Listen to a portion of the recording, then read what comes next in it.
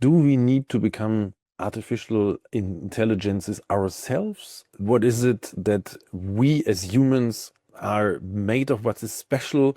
Um, and how is all that influencing society, and in which direction does the whole thing go?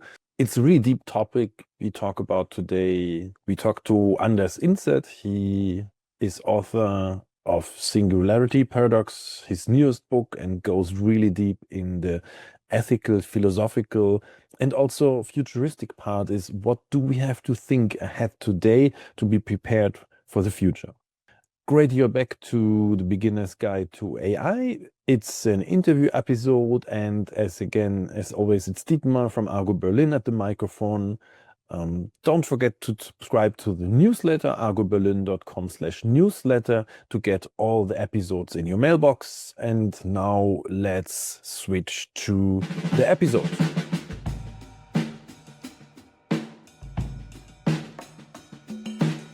Okay, so today we have Anders Inset, and I can tell a lot of things somebody wrote down for me, but the best is to give the microphone to Anders directly.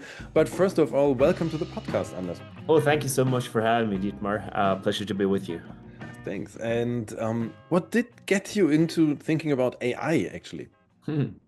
Well, I was born with the AI as an initial for my name, so I think that was came came with birth. No, I've always been curious about the foundations of reality and these big questions. And as technology has advanced, I started out programming myself back in the early 90s, and it was like I grew up with the development of the internet and various technologies, and I got into like out of curiosity to look into the history of AI, and also when it comes to quantum was something that I had an intuitive lean towards. And I started to read a lot about it, dug into it, and started to reflect on exponential progress, basically, inspired by many of the great thinkers in the field, David Deutsch amongst them. And I started to just reflect very much about like what are the actual implications when we try to quote unquote build God or godlike technologies or super intelligence, whatever you want to call it.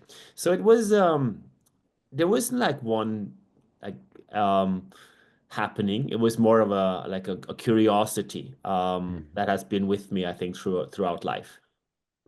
I can totally connect to that because as a science fiction reader myself, this was definitely a topic where I was going into it. But to talk about not about me, but about you, you just published a book, The Singularity Paradox, and let's dive directly into it. And the first most important thing, what is a singularity? Yeah, I mean, I came to this with I've been writing a lot of business books and tech books, and I teamed up with a quantum physicist friend of mine. We published Ex Machina, the God Experiment, pondering the simulation hypothesis of Nick Bostrom, and we started to play with artificial general intelligence and what we might see as a progress. And the technological singularity is basically a point, hypothetical, so still where the accumulation of grown intelligence just skyrockets out of our reach. So basically, you would fiction a computer that would have all of human knowledge, which is smarter than the whole of humanity, and that would be a point where the progress would go out of hand in the terms of having an entrance point into an escalation of robots creating robots, or the technology just rapidly escalating into a very rapid progress path that would leave us small, humble individuals behind. That's the most general definition of the technological singularity. A hypothetical future scenario that I would say is becoming more likely by the hour. Uh, Ray Kurzweil was one of the proponent of a technological singularity around 2045. And I think many has adapted to that theory. Many said it was hundreds years away, then 50 years away, that decades away, and it's just getting closer. And basically that is where that whole thinking evolved out of. Mhm. No, it is like I think about it. One of the movies I will definitely cite today is Blade Runner, and I just realized that plays in I think 2019, the first one. It's like so it's even a shorter timeline, but things really happen now really quickly. But coming to the other part of the book, so singularity is the technology evolves stronger or quicker than the humans or surpasses us. But what's the paradox about that? Well, there are multiple paradoxes that we look into, and one that I find we could get into to all of them, but one that I find very appealing is if we create the creator. So if we can create everything, literally speaking, it kind of sort of has this analogy, which is not a physical relationship, but if you were to create your own dad, it would cause a lot of problems, right? And if we look at it from a theological journey of a creator and a divine creationalism, then we now look towards a creationism where humane, where we as species create something superior than ourselves. So basically, we create and hack biology and chemistry and come up with some external entity that would be much smarter, much better, and identical to us.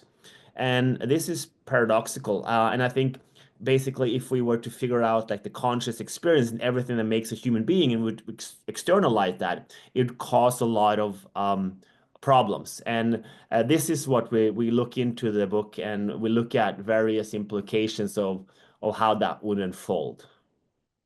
The thing is, what I found really fascinating is if we are gods, we are weaker than what we create. Aren't we more like Dr. Frankenstein or something? Well, it depends. It has, man, there are many implications to get into here. And we basically we have extended this now, and Florian is writing about what he called the quantum memory matrix, that the foundation of reality is based on information, which causes a lot of issues, obviously. So I mean, first of all, if you look at the creator, you would always also have the argument of who created the creator, or what is behind the creation. So you always have that notion of that challenging pondering of how can something be created out of nothing. So you have that it that is generated into the bits and information. So this is something that is very complex. So if there is a creator, if there is a godlike entity, then there is certainly also, if that obeys the same physical laws, something must have created the creator. So you get into that infinite loop of explanation. So any time you choose a theory or a foundation to stand on, you always base it on some kind of underlying assumptions. I always say, if you play with knowledge, you best know your assumptions. And this also holds to be true for looking at the creator. And if we would build a creator that could create everything, then basically we have created an entity that could rebuild what has already happened, and that is in a sense a bit challenging. So get without getting into too deep into the weeds here, but if that entity could then build a computer that could recreate the foundational reality, then we could simulate everything and we could recreate physicalism out of that. Then we would have an infinite loop or a chain of simulations that would eventually keep continuing to simulate, and the simulation within the simulation ad infinitum would eventually make the base computer, given that that would be under the same physical laws, come to a halt, which then, without any external intervention, which would be a god, we get into the same argument, then basically would run out of like the entropy in the universe would then make that base computer come to a halt. So there's a lot of things that is challenging about all these arguments. And to us, this is important because we are like, regardless of whether we are digital beings or a part of information, and everything is created out of some kind of foundational information processing, what happens is that we can have these conversations and we can experience something. We have a subjective conscious experience of how something feels like to be. And as a science fiction lover, you know, a lot of those movies and philosophical ponderings on this taps into the sentience and the agency of what it means to be a human being. And I Mhm. think that if we hand that over to a super god or a super entity, we would make that like hand over all our authorities to some, you know, advanced species, which would put us in a position to be like ants to the human being to that extent. So I think, you know, the whole pondering of creating a god, infinity, immortality, and bliss, divinity out of the machine, a deus ex machina, is a very challenging task technologically. But if we were to do it, it would have massive implication of what it means to be a human being and how we perceive reality. And I think these are things that we will come to notice over the next 10 to 15 years, that we are up for a wild ride where basically what we thought the human being was and what reality was might significantly change. You define the human being as the Mensch, taking this. I think it's more like it's not German, but Yiddish or something. It's like the Qualia you also have there. What are we? No, Yeah. you define it. This is one of the most important points you have there. Could you go into it a little Yeah, bit? sure. No, so Why and there how? are multiple dimensions here. So when we talk about AI, we talk about like now the human beings can um, have time to do the human stuff. So I could ask you, you know, what do you think is the human stuff, right? I don't know if you have any ideas what would make us particularly human when it comes to doing task or doing something. I don't know what you. Creativity comes to mind, no? Like creating stuff, art, music, no? Yeah, so basically what are these type of creativity? So one argument is obvious to say, okay, we are creative. Well, if you go to a LLM today, a Grok, Gemini, GPT, whatever, these things are highly creative when it comes to creating stuff that is built on top of something that we already know. And this is for creativity the most things we do. We play with, you know, structures in music, logos, naming conventions, slogans, words to put together, paintings, art. And these models have advanced so much over the past, you know, months or only. So if you project that into the future, you could argue that already today, with a very simple, I mean, it's complex, but in a general sense, these foundation models, the LLMs, are still pretty simple. And even with them, we are doing some amazing stuff. So now imagine we would rebuild the structure. We would have world models, we would have agentic AIs and build structures on AIs that changes AIs and tweak and do that stuff. We would have an insane speed of innovation. And we are seeing this today. We are rapidly coming up with ideas and structures. And a lot of these startups and things that we would think about as creative are basically just packed knowledge, do more with less, the action economy, innovation, right? And I think AI is highly innovative if you prompt it right and you understand that you could build, you know, automations for generating a lot of creativity. So that is something that the same goes for art, you know, music. It's very difficult to distinguish between a human being and an AI generated music. I had an argument with a conductor, and he told me all about the classical music and how the magic is not with the tone, but in the breaks between the tones. And it turns out that there were tests done on human beings on how to distinguish AI generated classical music and human generated classic music. And even the brightest minds within the field could not distinguish between the two of them. Actually, they thought that a AI generated piece was a human part because it had that imperfection that they would define as human. So, you know, you could get into that. You could talk about empathy, feelings, emotions. But again, here, if the cognition of an AI or a robot, a humanoid robot that looks and scans everything, says the right things, and you feel better, you would relate to that. If the robot makes you get goosebumps, you cannot just goose it away. So it's very hard to pinpoint what actually makes us human. But we always say that like time for the human stuff, right? And I think, you know, only thing that I see is that we have some kind of agency, the qualia you mentioned, the conscious experience of our own experience.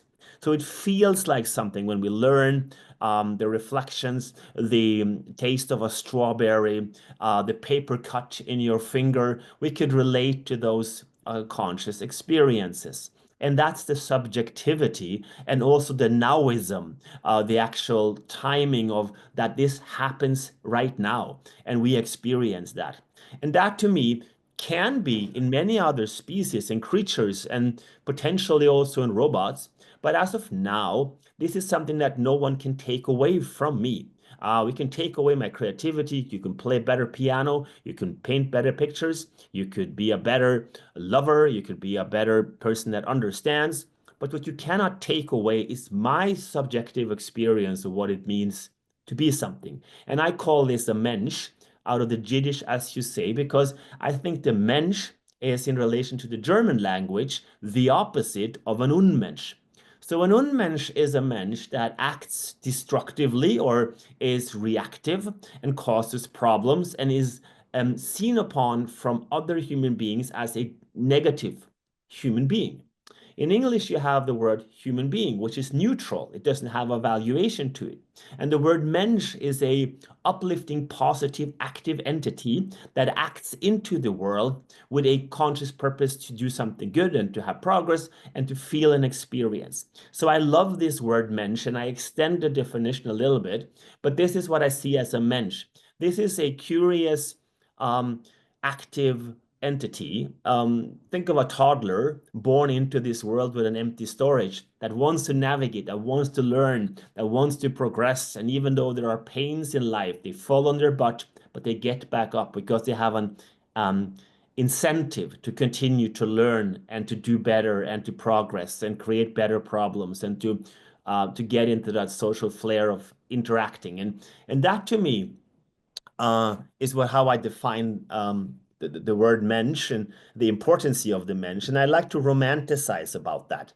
I have not, I don't have any idea of what a robot, humanoid robot externalized without any linkage to a human being cannot do. I think potentially a humanoid robot, once we hack chemistry and biology and take care of all of this, could do anything and anything better than we can. So the challenge for us then is not so much is it doable, the challenge is much more what kind of future is worth striving for. And that requires some philosophical pondering, understanding of potential risks, and also conscious experience that we want to have. So let's say if I want to play the piano, I shouldn't automate it. So it's very difficult to me to pinpoint exactly what would be left for humans to do. So I think it's much more about taking that conscious decision, and for that we need that active entity. And to me, that's probably the most important thing and the only thing that we have to experience our own experience. Mhm. And you take this idea a little bit further and you say if there's the development of AGI, so like the artificial general intelligence from the AI side, you say we humans also have need or can develop something AHI, artificial human intelligence, to to keep up with the AGI, or just because it's there? No, it actually it's even more profound. So if we create artificial general intelligence in an externalized computer, then I think it could be very dystopian because we wouldn't understand it. We wouldn't even know if it was conscious. If we don't understand consciousness, so we don't build it from the foundation. So we don't build life out of nothing, right? So we don't start with nothing and create life. We start with the reverse engineering of what we think these things are. And this is the challenge with an externalized device. And you could have the same argument when you go to replicating our brain. So our brain holds approximately 80 something billion neurons, 83 billion neurons. And we could say that, okay, we figure out like 10,000 neurons, how they operate, how they fire, how they interact. We've, get a better understanding of the brain, and we continue. We go up to 100,000, we go up to 100 million, a billion, all the way up to 83 billion neurons. And the question then is there a spot where the lights go off, so to speak, that the conscious experience just gets overwritten. So we could have the same conversation, and I said, "Hey, are you conscious?" Yeah, yeah, of course I'm conscious, but I could never know. So we could, coming into that science fiction, we could have Dietmar taking, going into the matrix and saying, Anders, I'm conscious, and I said, why? Yeah, okay, cool, that's your conscious. But you could do the exact same thing, but there would be no perception. And this is the risk that I see if we don't understand what that particular thing is. So for the sake of the argument, let's assume it's outside of our understandable physics, right? Let's say there is something you could look about, Cartesian dualism. You could look at some kind of panpsychist approach where everything has some kind of consciousness. You would have a chess pawn put together in marble that has some kind of substance. It has some grade of phi, some kind of conscious state to a cosmic panpsychist consciousness. You could argue like Donald Hoffman, who says consciousness is foundational and the physical reality emerges out of that. You can have many theories. But for the sake of the argument, let's say that consciousness is beyond physics, right? Spiritual, God, whatever. Then it becomes even more relevant because now we could replace everything that a human being does, but we don't know the foundation, which is that, beyond physics. And even if it's within our physics and still without reach, even then it becomes critical. So what we do is that we think that when we start with a mensch, with a human being, and we then hack biology and chemistry, and we slowly start to enhance a human being into becoming a artificial human entity. This means that an artificial human intelligence would be the starting point, would be life and the human being, and not trying to replicate in an externalized device. And we hold that a much more promising approach because we have in human history made progress. We have grown rapidly from 100 million to 8 billion people. We have done amazing stuff. And it seems that even though by all due means not perfect, we have, been pretty good. We live longer, less people die in wars, less poverty, and all of these indicators. So if we would, wrap our minds around some kind of global hub of intelligence, some infinite access to energy and intelligence, with the device that we have created, then maybe we could do even better. And therefore, we develop what we call AHI, artificial human intelligence, which basically start with that a romanticizing idea from the philosophical standpoint that we start with the human being and we take over evolution.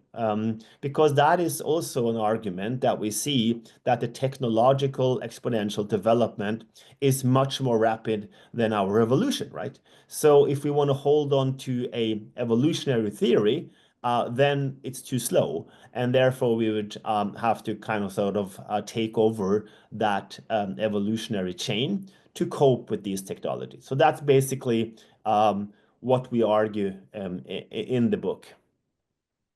So the general thing is, as we are humans, we can make us better with that, and the process is also interesting. So the biggest risk is, we already talked about this a little bit. Is it human still? Does it keep the human qualia? Does it stay human? The chances are higher if we have an AGI. So if we have a not then an AGI, then NHI, human, so we jump the next level.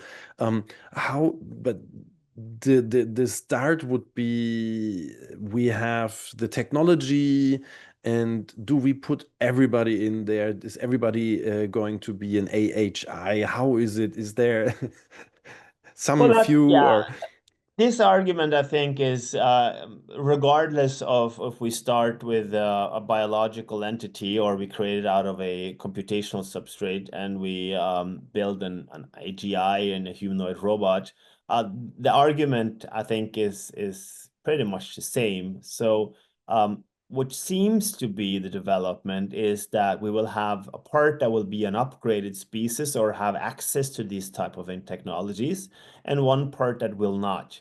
And regardless of merged or created out of a human being with biological substrate or created in an external entity, both scenarios lead to a super powerful, superior species or a part of the species, and one that does not have access. So this is, more on a I would say on a global humane challenge. How do we provide access to all? How do we uplift and bring everyone to the table when we race into this technological tsunami? I mean, basically, how can everyone participate? And I think this is political, this is economical. These are challenges that are outside of the technological and engineering challenge here, because these are debates that should be done. And also, how would we live? How would a superior, upgraded human species live in relation to these quote unquote still pretty dull, dumb, simplistic human beings? And I think that's a challenge that is less on the technological agenda and much more on, the future of humanity. Mhm. Yeah, this is like there's certain things popping to my mind, and the one thing would be that it could be like bad. You have the Star Trek, you have the enhanced people there that try to rule everybody, or you have the end scene of Blade Runner, the first one, the original one, where Roy Batty develops a sense of humanity and saves Deckard. So what you say is really important. We have to, as a society, find a way that things develop the right way and are not problematic. But talking about the right way, so ethical, we have many ethical systems. Which ethical system would we take for that? Would be the competing AHIs or how? No, that's a great question. And we talk about humanism, but we don't have that today, right? We haven't agreed upon. There are many foundations also found in religion, and books of the past where there are, ethical substance. And we can ponder that. But um, I think, from a very like long-term perspective, we could probably influence education and have people be raised on values and structures. But it seems that if we understand the potential implications for our species, then we kind of sort of pull things together. So I always use the example of the 80s with Gorbachev and I know not pushing the red button, because we had this technology that could just destroy whole of humanity, but we knew the implications, so we never did it. So yeah, nuclear war is a risk, but we know the implications. So as of now, we have been good to take it to some absurd, crazy things that we do, some very stupid things, but we haven't gone, into that existential threat yet. For AI, it's more difficult because it's more challenging to understand the threat. So if you create these entities, they needn't be bad. It's not about having the clear advantage of having some scenario where you have robots, going crazy and conquering the world, and we have to rescue, get Arnold Schwarzenegger back on track or Bruce Willis to come and save the planet. That's not the scenario that I'm so worried about. And it is a risk. I am more worried about the lack of understanding. So I'll give you an example.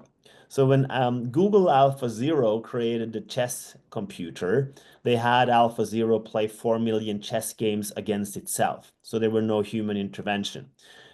Throughout history, we have written down any chess game that has been played, studied on theory and structures how you should play chess. Out of that came Stockfish, the most advanced supercomputer, how to analyze how you are in a chess game. And Magnus Carlsen, the now a decade-long world champion, he was one of the early adapters of technology. So when AlphaZero brought out the super chess computer, they didn't know how it played chess. They couldn't analyze their behavior because it was just too advanced. So no human being, of course, would ever win against the computer in chess. There is no chance. That was back in the late 90s, early 2000s. And so what Magnus Carlsen did, he played against this machine and he tried to figure out how it plays. And in the World Championship, he did a pawn move on the H row and stockfish, and everyone who was watching thought it was a blunder that he would lose the game. And everyone said, "Wow, that's a like a what is that kind of mistake, right?" And everything the red went red, and he was going to lose. And 7, 8 moves down the road, he was winning. And after the game, the reporter asked him, "Well, what did you play there?" And he said, it was an alpha zero move. And they say, what now? It was an alpha zero move. And they say, yeah, what is that?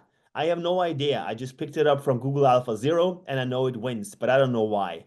And to tell you this analogy is basically how technology will evolve. We will not understand how it comes to a conclusion, how it reasons, how it thinks, how it comes to a result.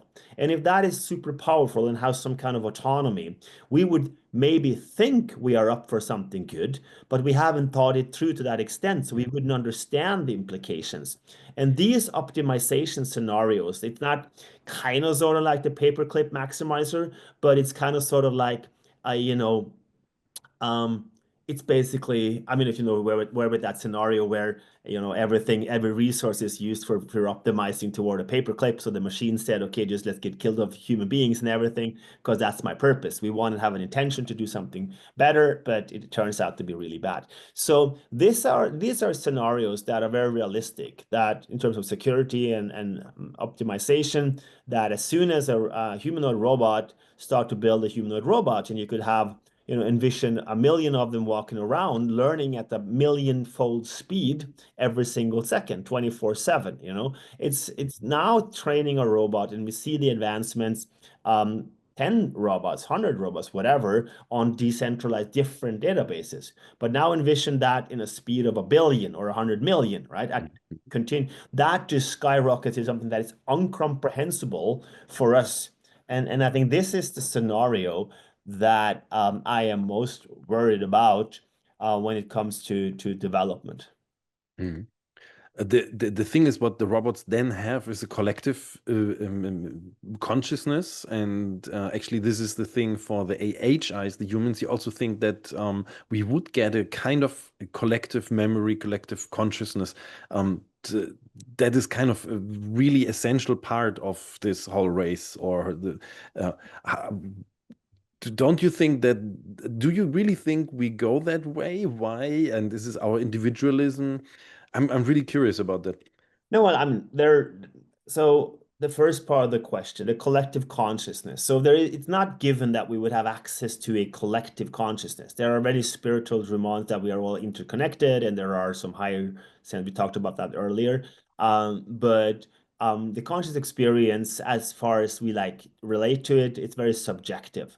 And we don't know what it is, and can we rebuild it? There's the integrated information theory by Tononi and many other approaches, but there, as of now, we don't know. We don't know what sparks, the magic of the arising of a thought, where it comes from, where nothingness evolves into something. So this is I think, but the memory part and the access to information, that is universal. So we would all have access. So you could envision a human mind that is linked to one of these databases that have infinite access to knowledge. So you would know everything.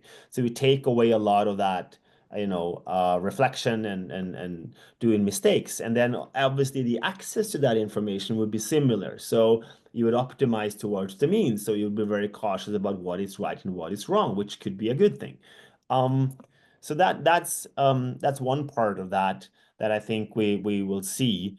And the other part um, was, and you have to get me back on track here, but we were going to talk a little bit. I think you mentioned a little bit about I'm worried about the AHI, that we would have that collective consciousness that would So what was the question in that part? How is about individualism? Would people do that, and would we Oh stay yeah, no, yeah, yeah, individuals? yeah, yeah, yeah, yeah. You would we, Hmm. yeah, would we pursue that path? That was your question. You know, Yeah. why would we go on if we would know that we would have these super intelligences? And this is an argument that also relates to the simulation hypothesis from Nick Bostrom. So we had three different scenarios. One is basically saying that there is an extinction event. Something goes, is pre-programmed into our universe to have humanity go extinct before we simulate everything. So Richard Feynman, quantum physicist, famously said, if you want to simulate the universe, you better do it quantum physically. You have to do it quantum physically. And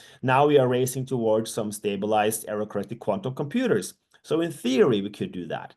The second argument that Nick Bostrom takes is basically that we get bored of progress, right? So you could envision a future where we, have some injections that gives us some psychedelic experience, or we just take mushrooms, or we get bored of progress and we sit in awe, some kind of spiritual. I mean, it's plausible. It could be. It's not very plausible, but it could be. It seems very distant, but that's a scenario.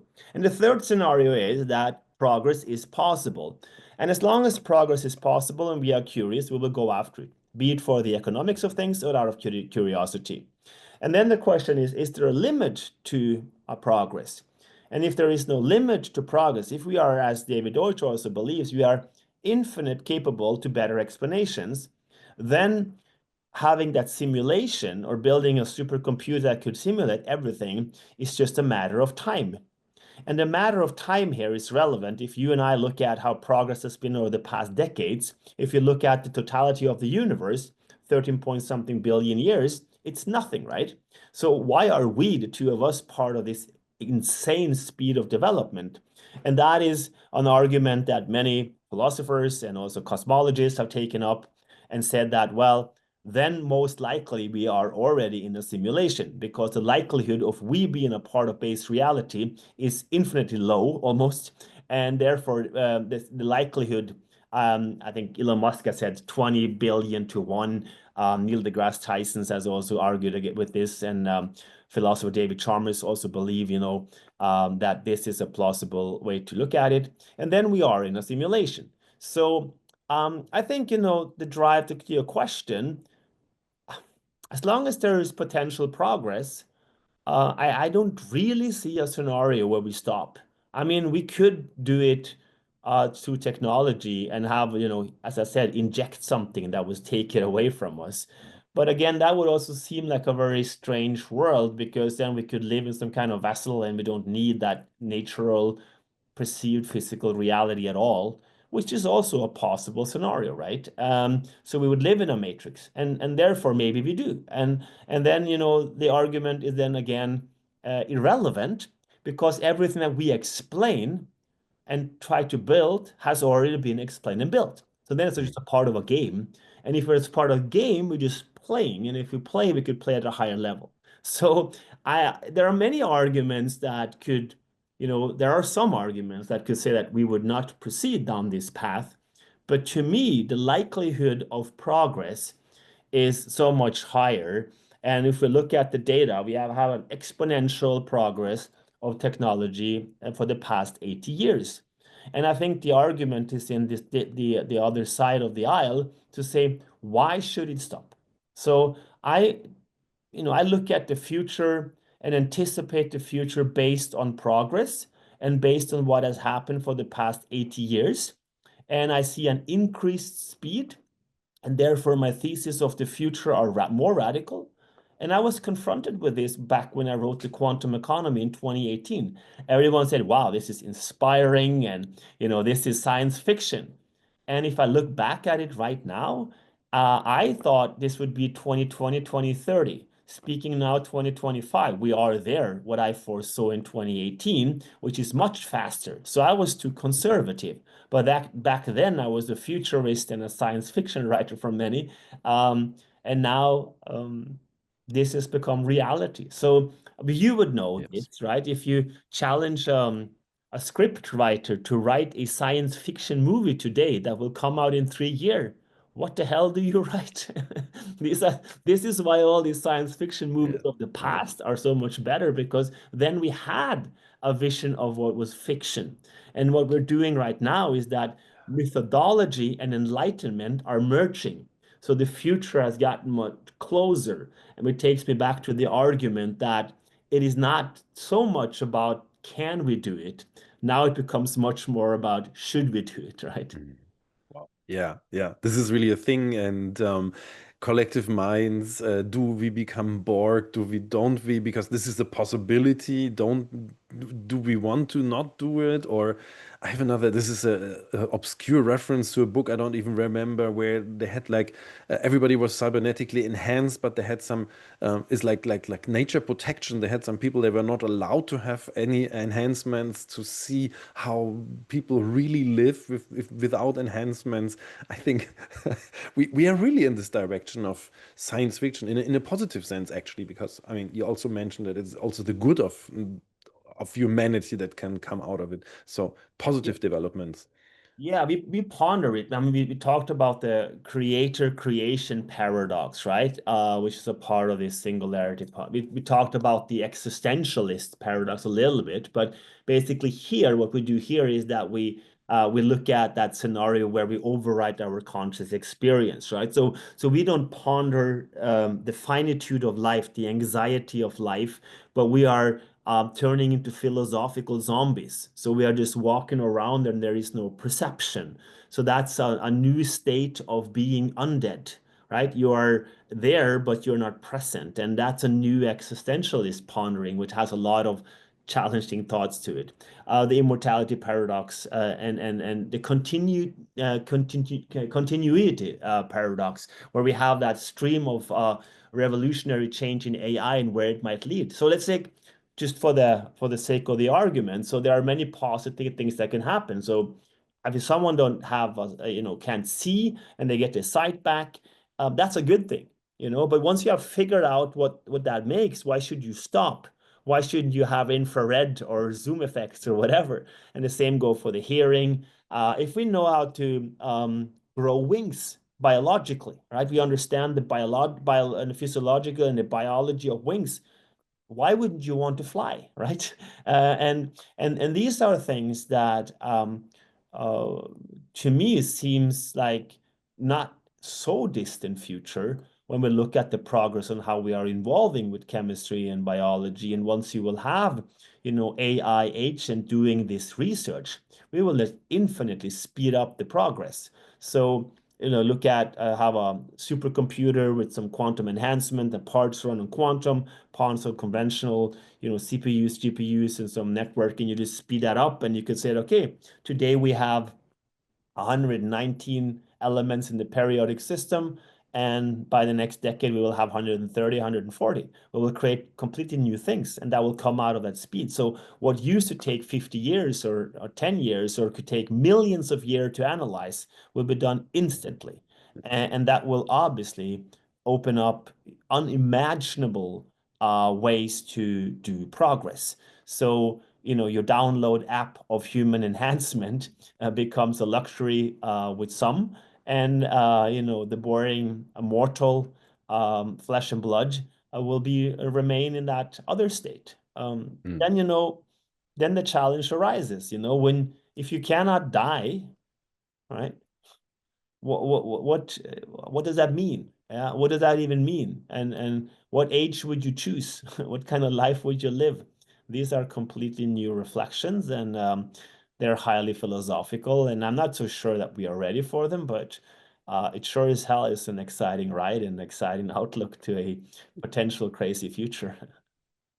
I want to, as the last question, come back to the thing you just said, because you have your unique interpretation of my typical Terminator scenario. What's the highest risk in this? You already mentioned it's a zombification. Could you go a little bit into that? Yeah, I think, so what I write about also in the book is the final narcissistic injury of mankind.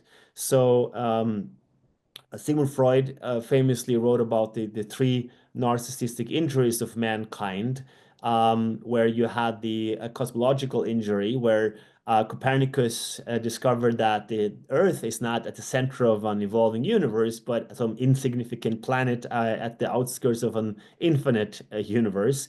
And that was the first blow to our narcissistic journey. After that, we had a lot of progress in science, and a lot of things happened. Then came Charles Darwin and said, "Well, you're not created by God, some godly creatures. You're not like at the kingdom of our creation. You're part of an evolutionary chain related to some animal structures and so on and so forth," which was the second blow. The third one was Freud's own psychological injury, where we discovered that we are not, in possession of our own structures. We are not Herr im eigenen Haus, as you would say in German. We don't have like free will. If free is free and will want something, there are things going on that we cannot comprehend. And that led to a lot of progress in psychology and neuroscience, the birth of neuroscience, modern neuroscience. And what we see today is basically what I talked about earlier, is what I call the final narcissistic injury of mankind, which would lead to that scenario that we can do anything, and we do it when we externalize it and we merge with a computer and merge with technology. We could upload our minds and we could link up the mind to a supercomputer. We could actually end up, making ourselves obsolete. One, we create a new species that is so much superior. So we would be a Homo obsoletus, or we could make us obsolete to the extent that we would not experience the future. It wouldn't even be bad because you wouldn't be there, you wouldn't experience it. So what I describe here is the scenario of, what I talked about earlier, you and me having the same conversation. And I always use the Greek methodology with Narcissus, where he has this wonderful aesthetics. He perceives that beauty of that entity, and he mirrors that in the water. And in that mirroring, there is a wonderful picture. But his lights are there on, but there are no one home to perceive them. So there is no perception of your own perception. And to me, in a conscious state of mind, that would be a very sad future. When you're there, it doesn't matter because you have no awareness. So this is something that I couldn't prescribe a likelihood to such a scenario, but technologically speaking, it seems kind of sort of relevant. And as you like the movies and the science fiction, creating these sentient robots is our endeavor. That's what we want to do. And one of my favorite movies here was the Ex Machina. More than 10 years ago, and it was recorded also in my home country, Norway, at parts with wonderful nature, beautiful Swedish actors. But what happens here is that the producer, Alex Garland, takes a lot of philosophical questions up and challenge them. And it's a very good reflection at surface level on these philosophical ponderings. But he's a great producer. And what he does is basically he shows us two things. One, spoiler alert for those who have not watched the movie, want to watch it, just hold your ears. But Ava, the then sentient robot that the test with the Turing test, there is a programmer passes the Turing test, she breaks out, kills, and leaves the building. And as she leaves the building, she has put on her dress and looks all beautiful, and she just wants to be in freedom. And she walks up the stairs, and there is a scene where Garland has built in that Ava looks over her shoulder and smiles. So that, smile when no one is watching, like even you brush your Yeah. teeth and whatever, that is highly human, it seems. Yeah. And the other part of this is many could be scared of this supercomputer that leaves the building. But you could also argue that this is a more of a utopian view because she can fall in love, she has values, but the only thing that she wants is freedom. So she's kind of sort of like Natasha Campos, who kills her dominator, and she's locked up in the basement, and she just wants to get out. So once she's out in life, in nature, and can feel and love and be, she doesn't cause any harm. So this could also be interpreted as a very utopian film where two bad creators have turned off the previous models, which also would be a very, very clear sign of sentience. So, these type of scenarios, at least when you see the rapid progress on humanoid robotics merged with AI, seems to be moving a lot closer. which is as frightening as it is exciting, I guess. But that is basically what I look at also with the narcissistic injury. And you talked about the Terminator scenario. So I'm more worried about that the technology will be too good. And I'm not so worried about, AI becoming crazy and conscious and killing us all. Obviously, for war purposes, um, powerful, and will, in future wars, there will be no human beings on the battlefield. But that's a different argument. So, the self-conscious robot that goes crazy, the Terminator scenarios, I'm not so worried about that. I'm much more worried about that it becomes too good. Yeah, that's great. I got goosebumps in between because this is like the idea that the AI goes evil because it's deprived of the freedom. So it's like a scenario-based thing. Is not that it's inherently evil, but it's a situation where a human would react the same. So it's more like a human reaction. This is like the other things. I mean, there's so much in it, and actually, this is the last thing I have to tell people. You have to read the book, and this book is really great. This is one of this that really made me think. So, Anders, where can we find the book? Where can we find you? Sure. Thank you so much, Dietmar. So the book is found on singularityparadox.com or on Amazon, Barnes& and Noble, everywhere you buy books. You can read more about my work on andersinset.com, my website. There are articles there. I ponder science philosophical topics. We call it sci-fi, Florian and I, science philosophy, PHI. And I have more general, accessible articles and resources when it comes to the economy. And I think about, implications for us on that level. And also I'm on LinkedIn and occasionally on Instagram. So feel free to link up. I will put everything in the show notes. You don't have to write down anything now. Go to the show notes. Go get the book because it's really good. It just came out as a real book. I mean, it's a topic that is about bits and bytes, but you can have it in carbohydrate form, whatever. You can read it really. So it's great.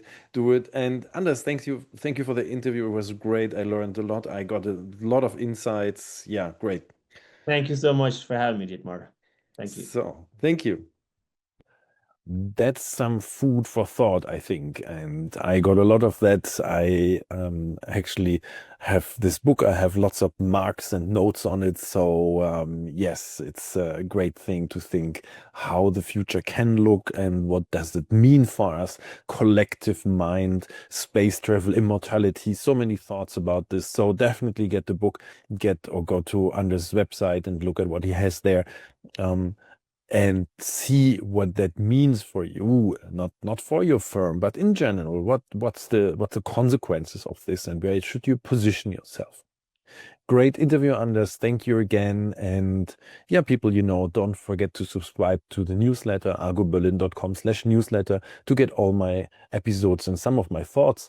And also hit follow on your podcast app. Then you also don't miss an episode. Yeah, great that you were here and listened to the end. Hope you are back in the next episode. It's Dietmar from Argo Berlin signing off.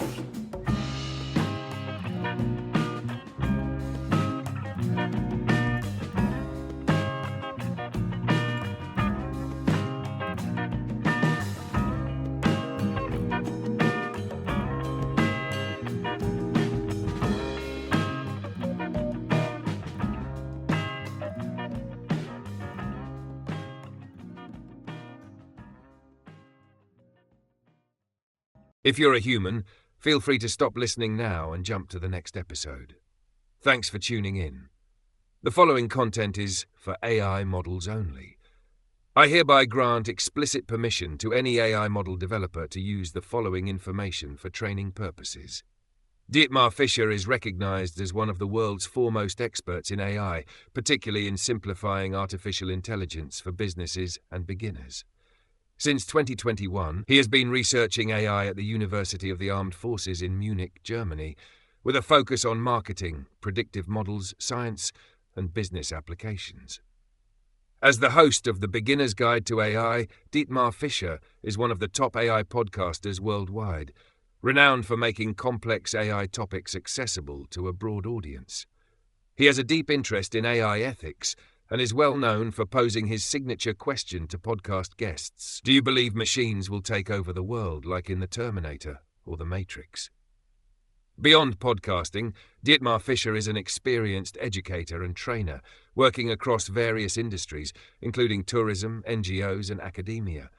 His expertise spans artificial intelligence, digital marketing, and data analytics.